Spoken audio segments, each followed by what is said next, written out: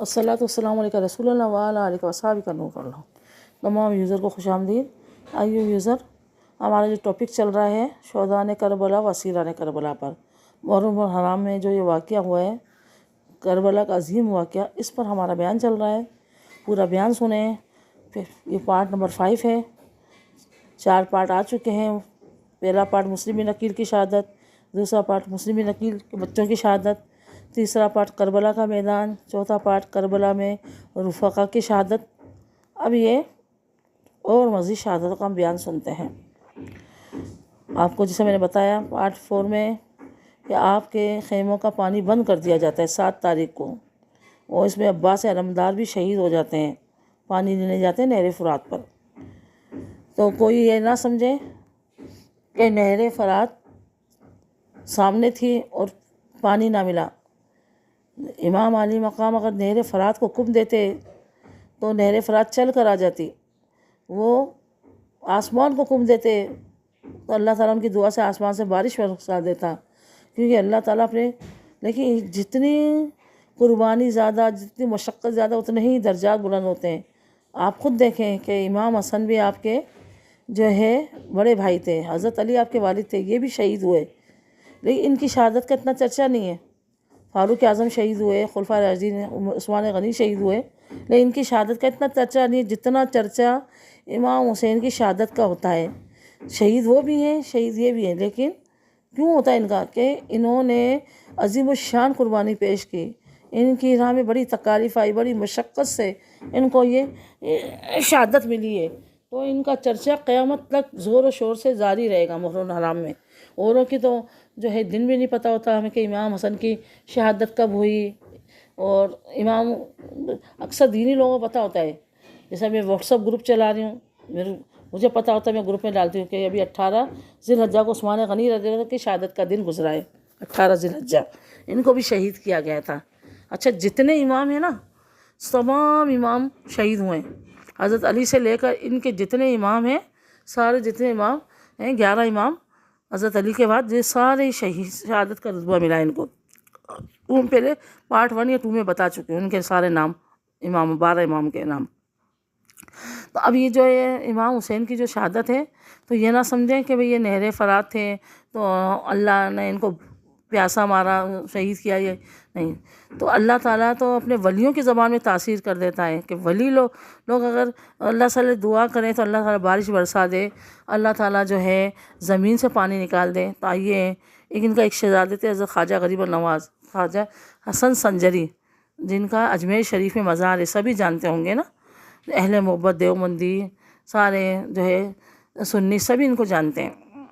سنی لوگ زیادہ عقیدت رکھتے ہیں، ان سے محبت رکھتے ہیں، ہندو تو ان کا بھی بڑا واقعہ ہے، جب انشاءاللہ ان کا واقعہ سنیں گے تفصیل سے۔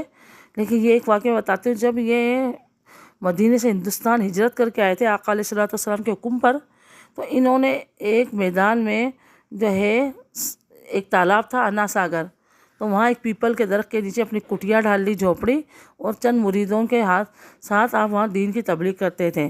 تو وہاں آپ نے سکونت اختیار کر لی۔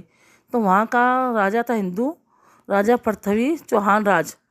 تو جب اس کو پتہ چلا کہ مسلمان لوگ آ گئے ہیں، وہ لوگ شدید نفرت کرتے تھے، ہندو کی اکثریت زیادہ تھی، مسلمان نہیں تھے یہاں پہ ہندوستان میں اس وقت، سب کافر ہی کافر تھے۔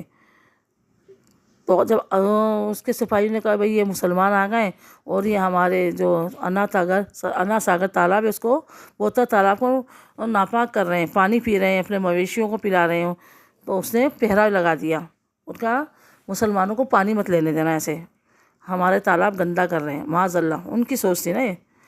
تو اب جو ظاہر پانی نہیں ہوگا تو پہلے تالابوں سے، نہروں سے، کنوؤں سے پانی آتا تھا، ہماری طرح آسانی نہیں تھی جیسے آج ہمارے گھروں میں نلوں میں پانی آتا ہے، بعض کے تو گیزر لگے ہوئے ہیں، آج کل تو ٹھنڈا گرم پانی سب ہمیں آتا ہے، پھر بھی ہم سستی ہوتی ہے، نمازیں نہیں پڑھتے، سردی میں اٹھا نہیں جاتا، ہمیں وقت پہ نماز نہیں پڑھتے ہم لوگ، اتنی سہولتیں ہیں۔ تو پہلے کے لوگ کئی میل جاتے تھے اور پانی بھر کے مشکیزوں میں، ڈبوں میں پانی بھر کر لاتے، کنستروں میں، اور اپنی حاجت پوری کرتے تھے۔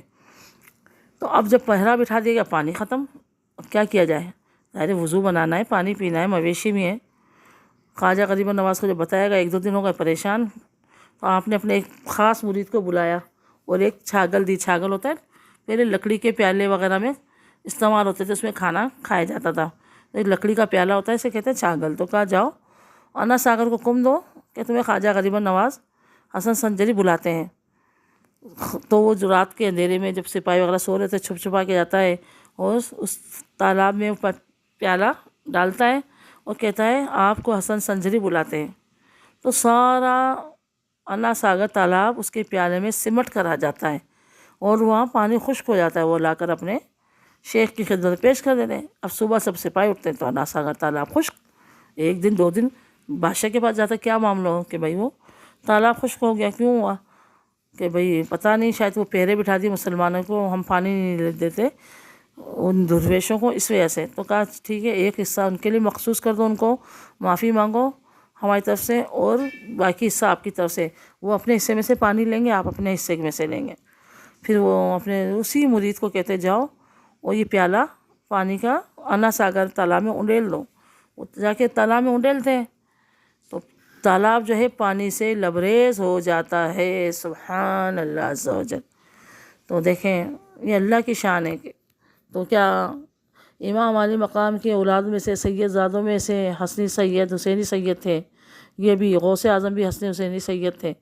تو جو سید زادوں میں اللہ نے جن کی زبان میں تاثیر رکھی ہے کہ جب چاہے تالاب کو سکھا دے، جب چاہے تالاب کو بھر دے، تو کیا ان کی زبان میں تاثیر نہیں ہوتی؟ امام علی مقام اگر نہر فرات کو حکم دیتے، نہر فرات آپ کے قدموں میں آ جاتا، آپ زمین کو حکم دیتے زمین پانی اول دیتی، آپ آسمان کو حکم دیتے، یعنی وہ درخواست پیش کرتے اللہ کی بارگاہ میں، حکم اور باقی اللہ چلاتا نا ان کی مطلب اس کے اوپر کہ بھئی چلو میرا پیارا مجھ سے فریاد کر رہا ہے، عرض کر رہا ہے، تو جو ہے بارش برس جاتی۔ لیکن یہ اللہ کی مشیت تھی کہ ان کے سوکھے گلے کٹیں، ان کے پیاسے شہید ہوں اور ان کے رتبے بلند ہوں، تو کوئی یہ نہ سمجھے کہ آپ کی زبان میں تاثیر نہ تھی۔ اب آئیے آگے چلتے ہیں۔ جب آپ آتے ہیں تو علی اکبر، علی اصغر کی حالت بہت زیادہ خراب ہو رہی تھی، علی اصغر کی۔ تو پردہ نشین عورتیں کہتی ہیں، حضرت زینب کہتی ہے دیکھو یہ علی اصغر کی حالت دیکھ، میرے ماں جائے میرے بھائی، ارے اس کو تو پانی کہیں سے پلا دو، کہ کہاں سے پلاؤں، کہ ان کو لے جاؤ نہر فرات پر۔ بچوں پر تو دشمنوں کو کافروں کو پیار آ جاتا ہے، یہ تو ہمارے نبی کا کلمہ پڑھنے والے ہیں۔ ہاں کوئی یزیدیوں انہیں سمجھے کہ کافر کو جو تھی سامنے جو جنگ کر رہے تھے، یہ بھی مسلمان تھے، کیسے نبی کے کلمے پڑھنے والے تھے، کیسے وہ مجبور ہو گئے یزیدیوں کے ہاتھے۔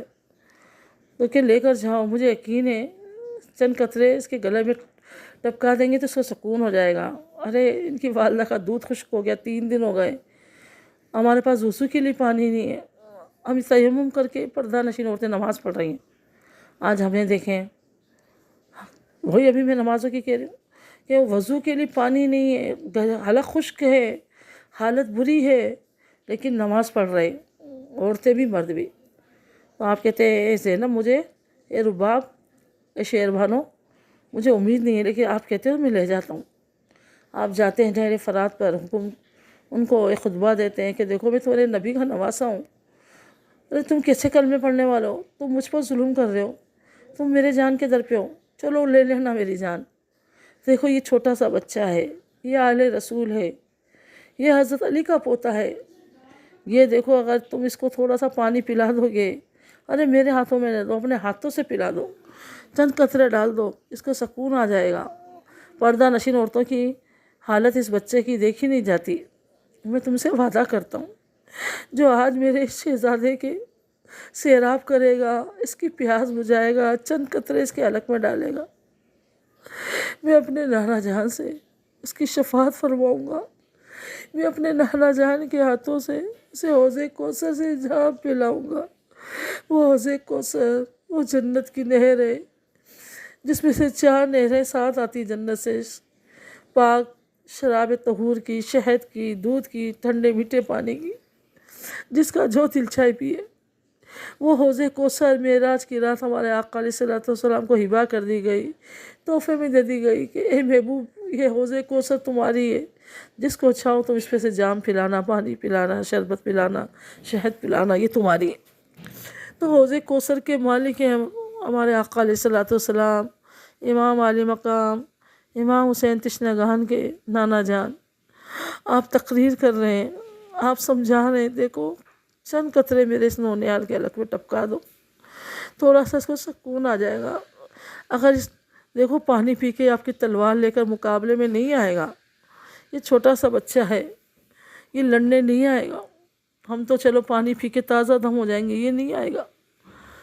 تو ایک شقی القلب بدبخت شرملہ بن طارق طائی جو بھی تھا، اس نے تیر کمان پہ چڑھایا اور تیر چھوڑا تو امام علی مقام کی گود میں جو بچہ تھا اس کے سیدھے حلق میں جا کر، علی اصغر کے حلق میں جا کر لگا۔ 6 ماہ کے شیر خوار نونہال حلق میں تیر لگتے ہی حلق سے فوارہ نکلتا ہے خون کا، اور بچہ ایک ہچکی لے کر دم توڑ دیتا اپنے بابا جان کی گود میں۔ آپ وہ خون کو ہاتھ میں لے کر آسمان کی طرف اچھالتے ہیں اور کہتے ہیں بابا جان، اے میری والدہ فاطمہ جان، اے میرے نانا جان، دیکھیے آپ کی امت آپ کے شہزادے کے ساتھ، آپ کے نواسوں کے ساتھ کیا سلوک کر رہی ہے۔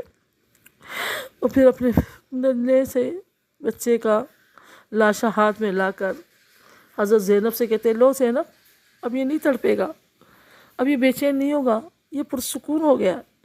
یہ پرسکون ہو کر نانا جان کے گود میں حوض کوثر سے جام پھرا ہے، یہ لو اس کو سنبھالو۔ پردہ نشین عورتیں میں چیخو پکار مچ جاتی ننھا لاشا دیکھ کر، انا للہ و انا الیہ راجعون۔ ان کے واقعات سنتے جائیں، دل پڑتا جاتا ہے، بڑے عجیب واقعات ہیں، ایسے واقعہ کبھی نہ ہوا ہوگا نہ ہوگا۔ اللہ تعالیٰ ہمیں ان کے نقش قدم پر چلنے کی توفیق عطا فرمائے، جس طرح انہوں نے دین کے راستے میں قربانی دی، ہمیں بھی قربانی دینے کی توفیق عطا فرمائے۔ آمین آمین بجاہ نبی الامین وما علینا الا البلاغ المبین، صلی اللہ علیہ وسلم۔